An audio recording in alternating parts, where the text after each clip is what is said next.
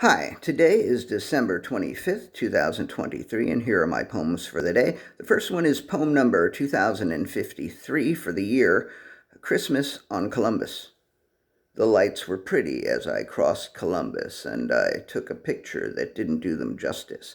But I'm glad I took the time to take them in, and I am glad the traffic permitted any picture at all. And I am grateful for all that I have received, including the many things I no longer have. And I thank you, Columbus Avenue, for bringing a little extra joy to my world. Poem number 2054, The Walk. The walk was quiet. On the way there, a woman said to her husband as they were exiting, "I bet we're the only ones in the building." And it did seem a little like a ghost town, and the songs that the wind was singing were barely audible.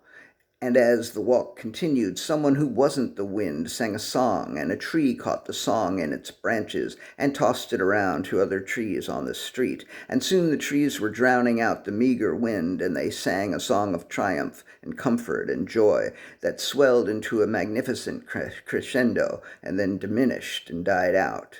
And again the walk was quiet. Poem number 2055, Forgiveness. Instead of praying for forgiveness, he prayed for greater capacity to forgive. And he looked past the anger and resentment and felt the pain and sadness that was its source. And he forgave, and he forgave, and he forgave with everything he had. And he got down on his knees and prayed for forgiveness for his blindness and stupidity. Forgiveness was the gift that he always wanted most. So forgiveness was the gift he always wanted to give.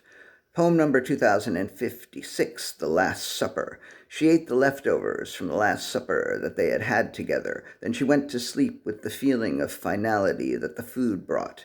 And she woke up on Christmas Day and got into the shower and scrubbed the awfulness off. And went out to greet the day, looking forward to lunch. And the last poem of the day, poem number 2057, Joy. In the midst of her sadness, she accessed her reserve of joy that never left her, no matter how dark the darkness.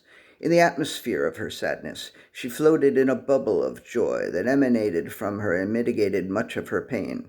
In the ocean of her sadness, she sat in her lifeboat of joy until she reached the shore and was able to stand again. In the circle of her sadness, she cleaved to the core of joy embedded in her eternal soul, and her tears were prayers. All right, that's it.